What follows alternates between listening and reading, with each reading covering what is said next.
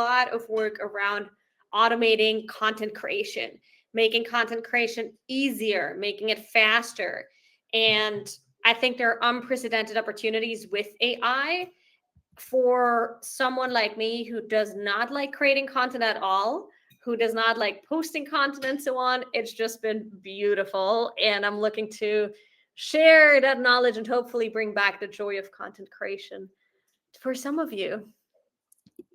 Awesome. Thank you very much for sharing. And also, thank you for joining us for the webinar today. We know everyone has thousands of things to do before the end of the year. So all of us are super busy. And for those of you tuning in, we are recording the session.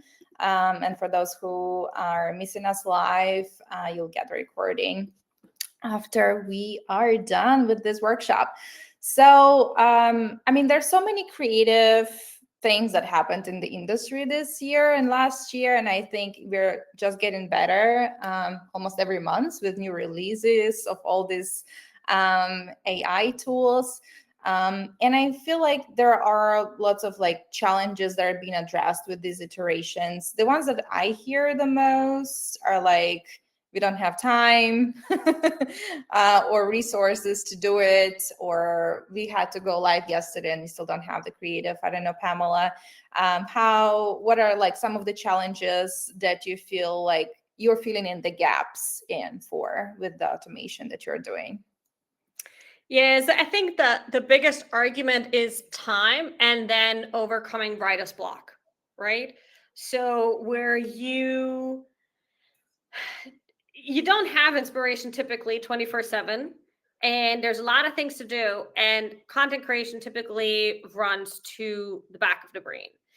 On the one hand, in the past, we needed a lot of like ideas for that. We needed, graphic designers, we needed copywriters and creative people and all of that. And what we've seen this year is not that you can completely cut out these people. I think there's still value in having those positions in your company, but you can speed up the process immensely, where you can make sure that things just go a lot faster by having the right prompts. Yeah, so it's the time that you just save so much. You don't need to hire like a content editor anymore. You don't need to hire like a copywriter. You can set up all these AI tools to literally work with themselves, be their own editor, and so on. Yeah.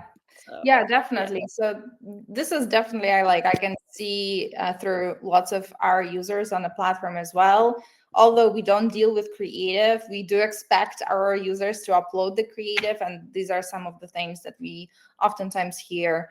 So maybe you can like tell us a little bit more about which part of the creative process you automate, because I feel like there are lots of steps, right? Maybe you can walk us a little bit through the process and how you're doing it. Yeah. So we start with, for example, the ideation phase, right? Where I can get ideas, for example, from Reddit, which is one place where you can pull, let's say, the most recent Reddit posts from certain subreddits that are relevant to your niche, and then get ideas from that. So what are actually the ideas, the content, the questions that currently move people, that move your audience? So that's one aspect. The other aspect of ideation is where you can set up an AI step and say, hey, can you please scan trends.google.com and other platforms for certain keywords, let's say, or certain key phrases, and then incorporate that into social media. Yeah. So this is in the ideation phase. Then next, what we do is we pull in information about your company. So we make sure it's not just some ideas or some content or some AI slop, but it's actually something that's relevant to your company. So we combine it with, let's say, your LinkedIn profile. We combine it with your company website, with your blog, and so on. So that way the content really becomes uniquely yours. Mm-hmm. So what AI tools have been most helpful in building the process for ideation step? Yeah, so we have been using relay.app from the beginning pretty much. I know there's others out there like N8N and make.com and so on. And you can do most of these things with all of these platforms. It's just for me, as somebody who doesn't code, somebody who doesn't necessarily see herself as a tech person, I really like Aurelia's interface because it's very non-techy, I feel like. So yeah, we've been loving that platform most for setting up these processes. Yeah, and I feel like a lot of teams that are doing the creative work, that was probably also less technical, so they're also looking for that easy interface. So I think that may be a good spot to start. That's super cool. So can you tell us a little bit more about like staying on brand and making sure that the brand guidelines are preserved and the actual content is being displayed within the ads? The most recent example that I remember is from yesterday, where we had like an agency that we work with. They run some ads for the brand, and I think they created some of them using AI, and the products were just wrong products. And in some cases, the caption was a wrong caption for the specific picture. So how do you kind of QA and ensure that all that is according to the brand and is in fact true content? Is this a good moment to share my screen? Sure. Yeah, let's do that. Okay. Let me, because then we have it visual in front of us, and I'm a very visual person. I think So here will be visual people, everyone interested in the creative. So let's do it. awesome. So here, I'm gonna answer this question from the point of this automation, which is a commenting automation, but I think it's gonna highlight that very well. Like, how can I make something really be on brand? So what we pull here is like the subreddits, and then we also pull the company details. So I do have a part of the setup that says, hey, please just pull the website, the blog, the LinkedIn URL, and so on. And then I go into the agent and I say, hey, based on all these elements, please create a description of my company, who it serves, which niche it is, who our target customer is, what the main messaging and style are, and so on. So I let the AI create that. And then based on that, I go into another AI agent where I then say, hey, based on this company, identify which Reddit posts are relevant for me to comment on. So I could say, identify which pieces of the Reddit posts would be relevant for me, and that could give me new ad ideas, for example. So I really make sure that all these pieces of information are really coherent, that I do not assume that AI knows something, but that I rather provide a lot more information than too little. So even for this prompt here, we can see it's about 5-6 paragraphs long. Yeah, this is cool.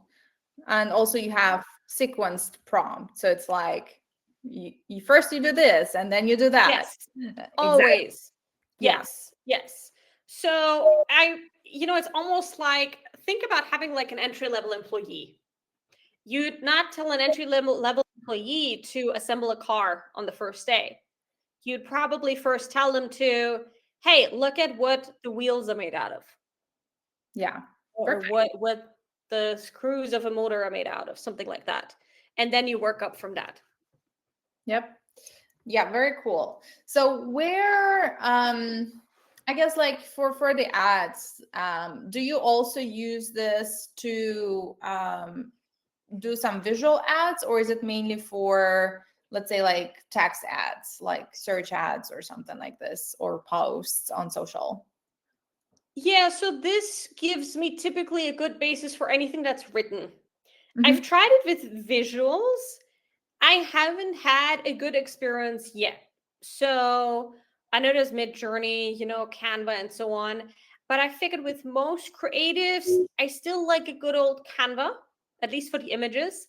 But the cool thing is I can write really good prompts for creating those images, or I can write really good scripts for creating videos with Veed.io, for example. I'll show you one actually on Veed that we created. It was one of the first ones, and I was so positively surprised. Yeah, This was a script that came out of one of the automations.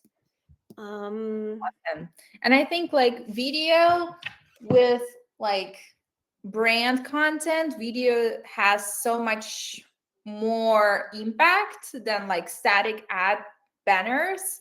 So I think like if you are able to actually generate a good video, you can then repurpose it even and slice it and dice it and turn it into statics if necessary, and lots of different like shorts, right, that you can then reuse for the brand as well, using the same workflow that you just had as well. Okay, I'm just looking for it. I might have to pull it up on TikTok actually, because I'm not seeing it in our space right now. That's awesome. So talking of TikTok formats, are you able to generate it?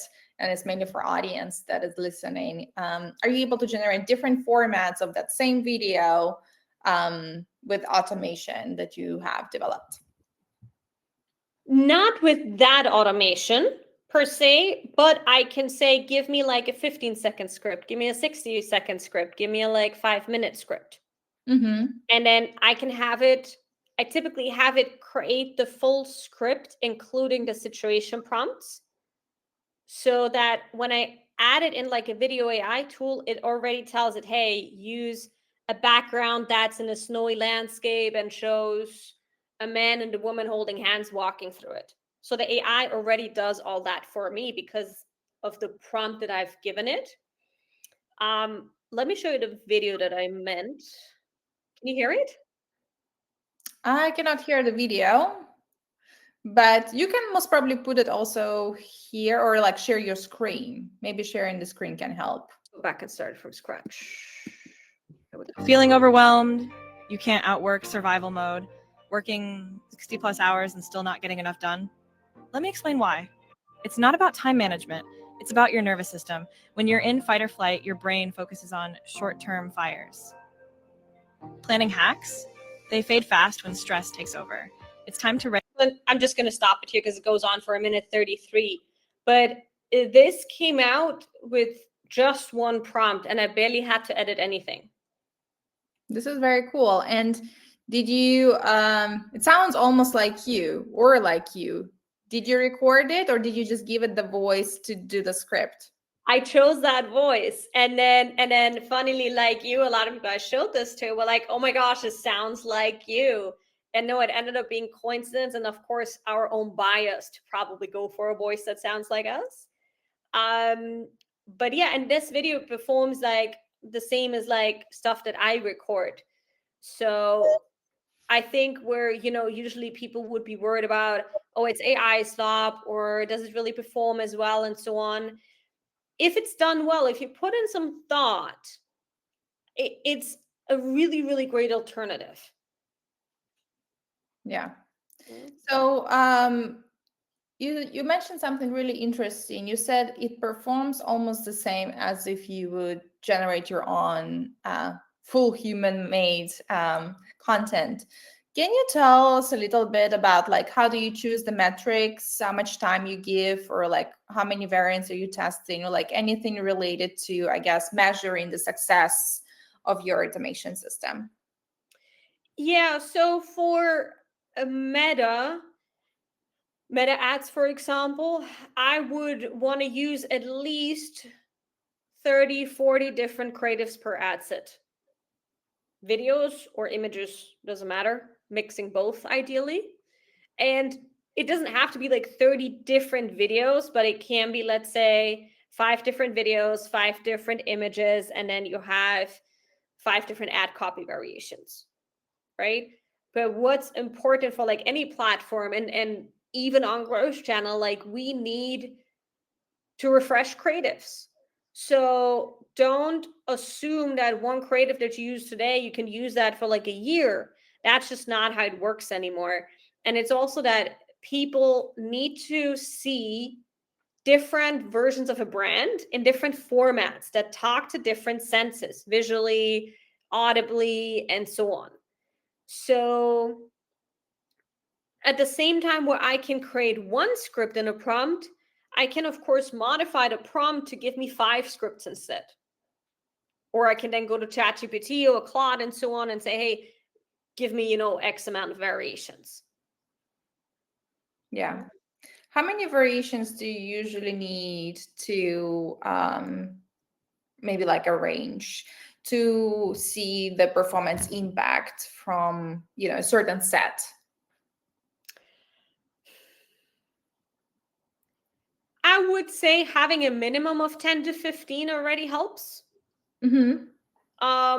If you only have 1, 2, or 3, you don't really know what works. Yeah. Okay. Yeah, that's an interesting pointer. So definitely recommended to consider it for our audience. This is a good kind of baseline to go towards. Okay, cool. And I guess what surprised you the most that actually drove the lift in your automation? The output, the results of the output.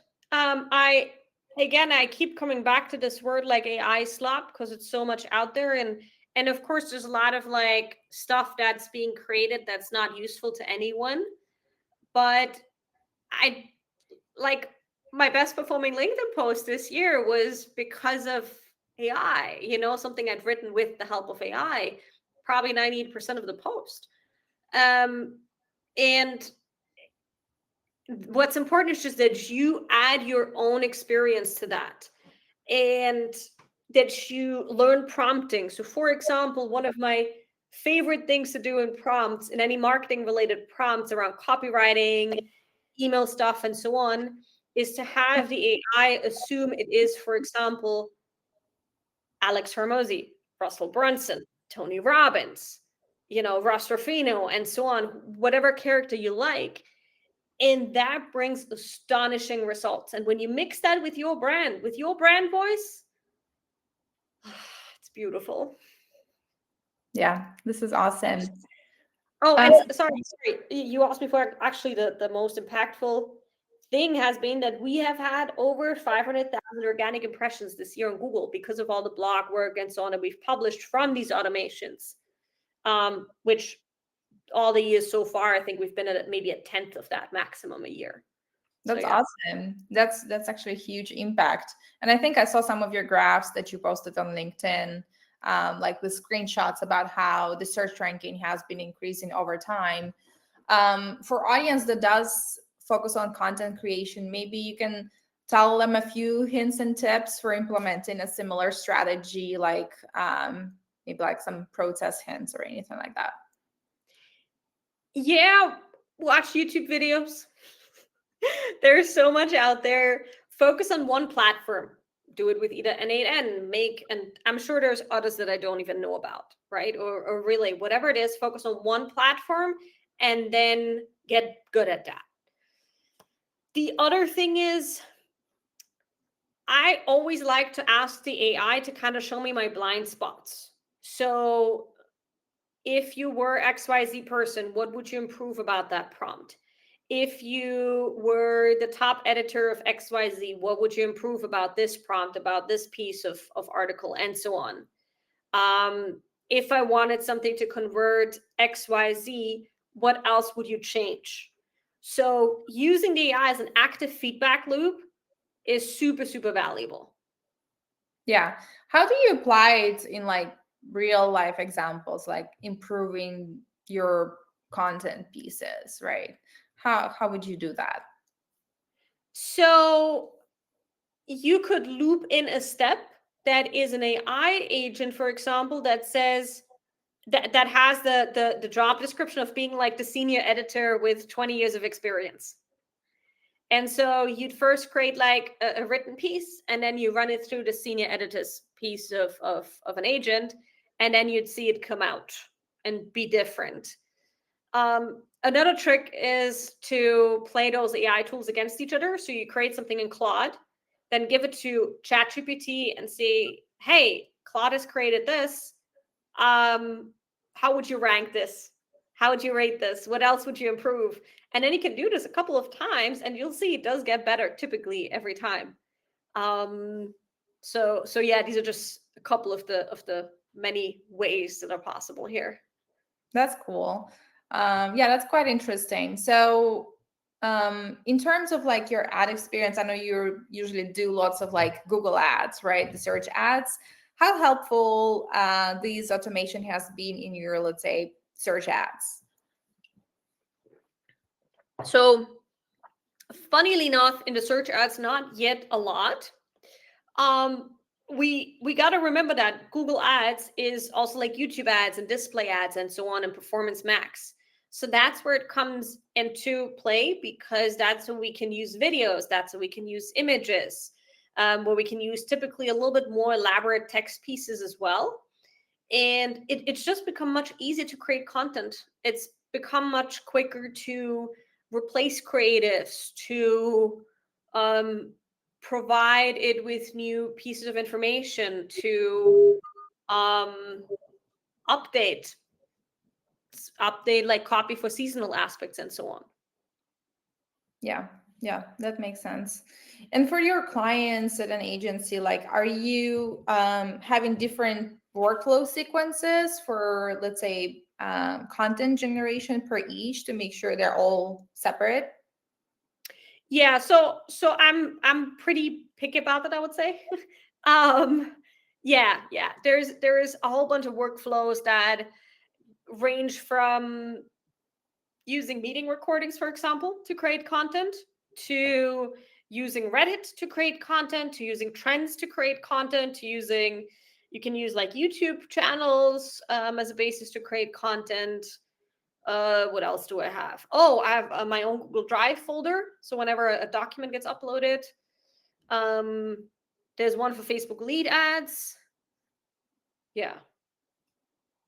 Okay, that's very cool. Do you want to pick like an example to share with an audience? Anything that you want to kind of, I don't know, screen share in terms of like, hey, this is how you can set up like this kind of process for any of your favorite things you would like to share?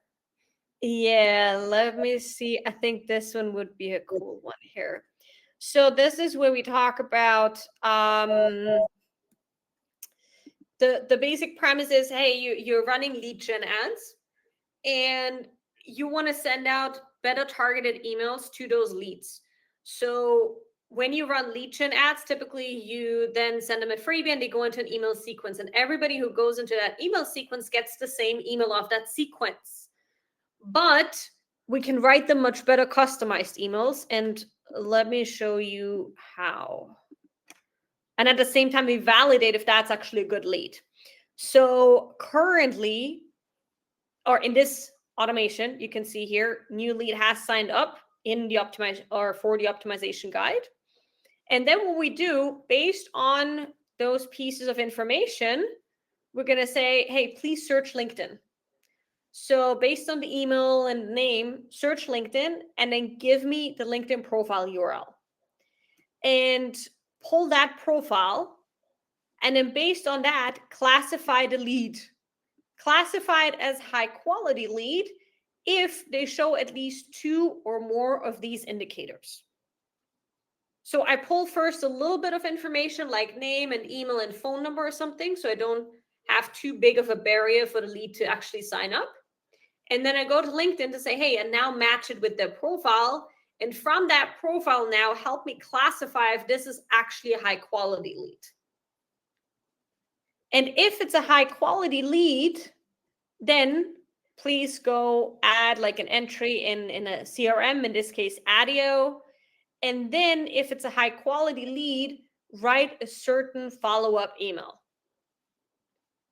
So if they're a high quality lead, they then, for example, would get an email that's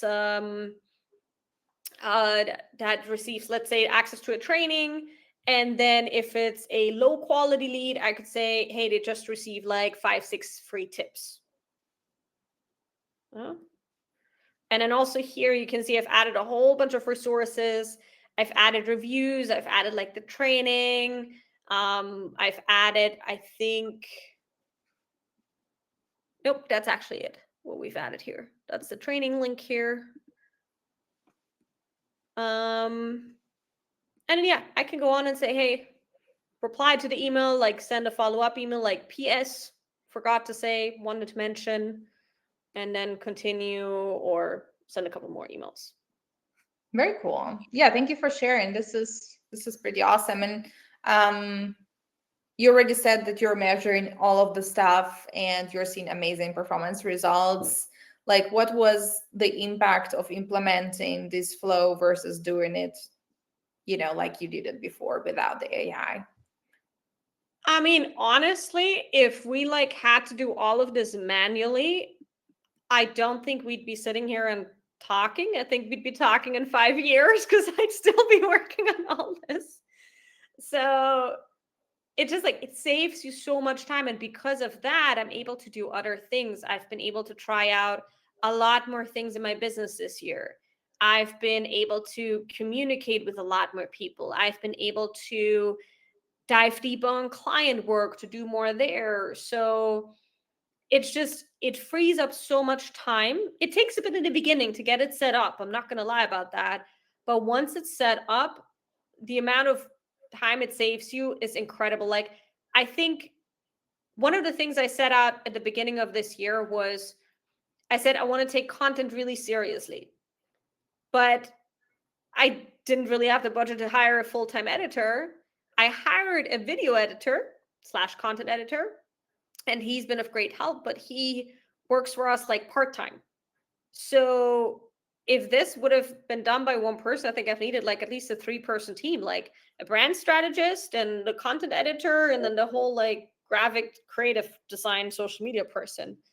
So I think in times like these where a lot of companies are struggling and having challenges, it's a wonderful opportunity to see what else can you automate, what else can you do quicker, more efficient, and in better quality than you did before at a much lower cost.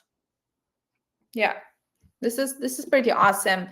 I would definitely, for anyone listening, like consider setting up a similar flow for their like nurturing and automation and scoring. I think scoring is the piece that a lot of the companies kind of skip to make it simple and easy, but it is actually what can drive much further the conversion rates up, right? Because if you send that standard same email to everybody, you're just going to get very minimal results versus having a more like focused segments within your scoring. Yeah, and I think the other aspect here is if we do it like this, for example, in Relay, it saves me having to invest in CRMs like HubSpot and so on, and it's typically a lot more expensive. So I think this version is like 30 or 40 bucks a month, but I can run through, I haven't even reached the limit with the leads, right? So yeah, I think it just opens up a lot of opportunities, especially for small businesses. Yeah,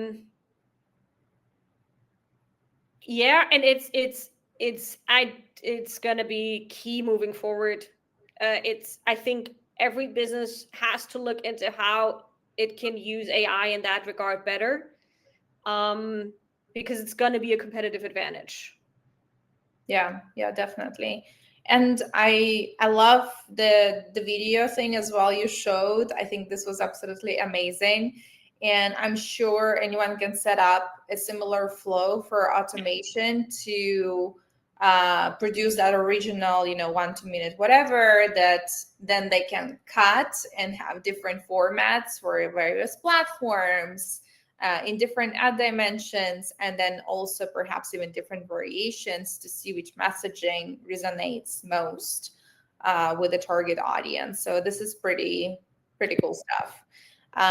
Do you have, let's say, certain QA checklists in place that you like follow before relying on everything that AI has produced that you can share as well with the audience to make sure we avoid any like hallucinations? That's a very popular topic. Yeah, so I think important to mention here is I do not post anything without a human in the loop. So and the term human in the loop is going to be extremely relevant going forward. I don't trust it as much yet to post stuff without me or my team's oversight. By now, so you go typically through like 2 stages with setting up these automations. The first one is when you start getting content and you keep refining the prompts in the automation. For example, with a client that I talked today, her content pieces were missing a specific framework that she and her company are using that is important to their marketing, their branding, their work. And it's also important to them how that content gets displayed within, let's say, a blog article or any written piece. And we went back to the prompt and told it in 2 sentences to include this framework, always include it as a table, and always include like 2 other aspects that were important. So the first phase is refining the prompt based on the output that you get. And then the second phase is the one where you can say, you know what, the prompt is now running. Now I can just send it off to my VA team, to my social media person, and then they're going to give it one last review, and then they post it, use it, create the images, and so on. Yeah, definitely. I think that's a great idea. And I mean, for those of you listening and who tried, we have now the beta version also of AI Media Planner that is, beta for a reason. So we're definitely still trying to improve lots of elements there. And I think like even with the new releases from all the different AI tools, it gets better. But there's always this little hallucination piece that that happens, and this is something that's, I think, definitely you have to make sure that there's a human in the loop, but you also have to make sure it's easy for you to edit whatever you have generated in order to make adjustments, right? So those are some of the interesting pieces.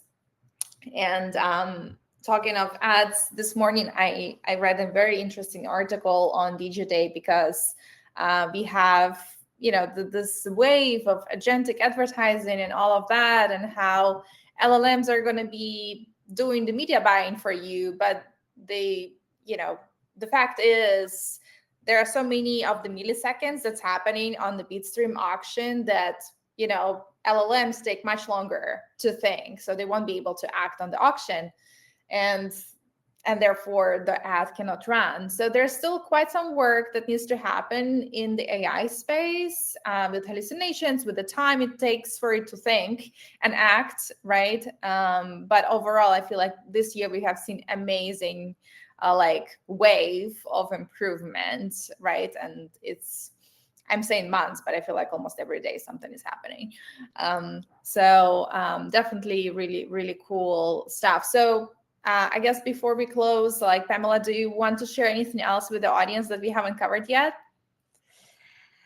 Keep learning about all of this. I think there's no choice right now than to learn about it, to use it in the best conscious way possible, and to, I think, consider to use AI is probably not directly going to replace what you're doing currently. But the way you use AI will determine the output and the quality of what you'll be able to produce. And that's going to be a major game changer in this future. So keep learning about it. Yeah. Awesome. And for anyone tuning in, you can connect with Pamela and Angela Digital to learn more about all those secrets of AI automation for your content. Pamela, what's the best way to reach you? LinkedIn. I'm pretty responsive. Just if you have a question, please do add that message, because I do get a lot of connection requests from people I've never met. And if I, have no connection, I'm like, I don't know. So yeah, let me know that you listen to this, and then happy to chat more. Awesome. Thank you very much for joining us today, and for everyone listening, have a great rest of the day. Thank you.